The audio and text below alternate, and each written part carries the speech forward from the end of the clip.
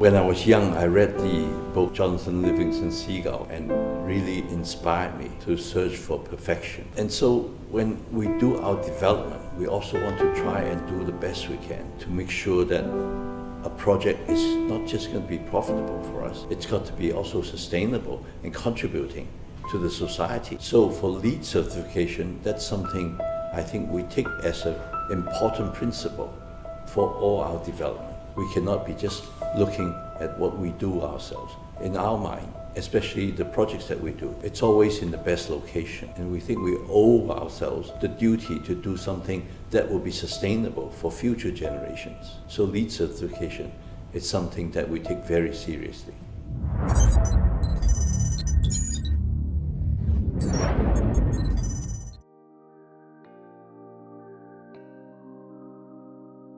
Now, we started this project in 1996, 97. At that time, actually, we didn't know about LEED. Maybe LEED wasn't even exist. But when we did that, we had several principles. It's an urban regeneration project of 52 hectares. So some of our ideas, which last till today and also apply to our other projects, are mixed-use area, pedestrian and transit-based, friendly, to be sensitive to local culture, be sustainable, create landmark, and create also beautiful public places and spaces for people. So actually China has its own rating also, which we also use, so we have kind of double certification. But for LEED, for us, we use LEED because it has the international brand and also is quite well known among the investors.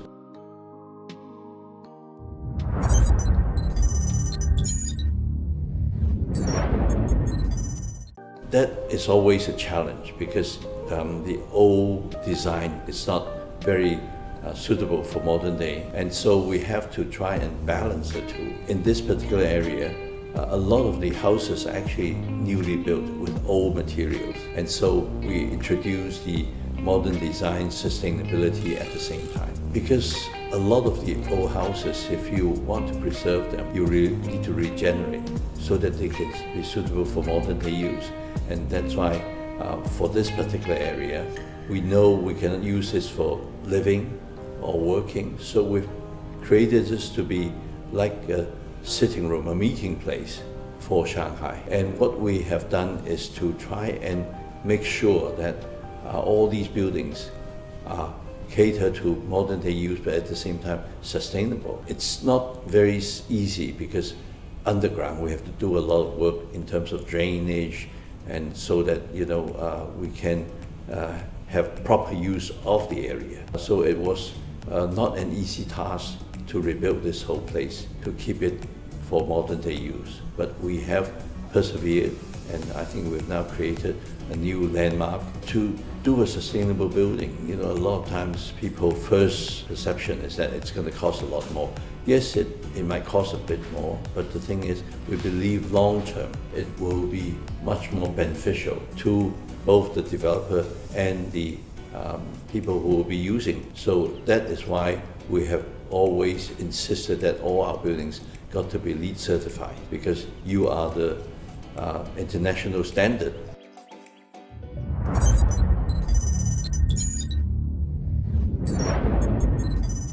So we actually implement to create a public park. So these are actually, the principle goes hand in hand with the LEED. And actually, up to today, this idea about this kind of urban regeneration community that is this kind of mixed use and transit-based, and when I said cultural center, I mean actually the Xintiandi project, which actually is an adaptive use project that we would like to think actually changed the course of the Chinese.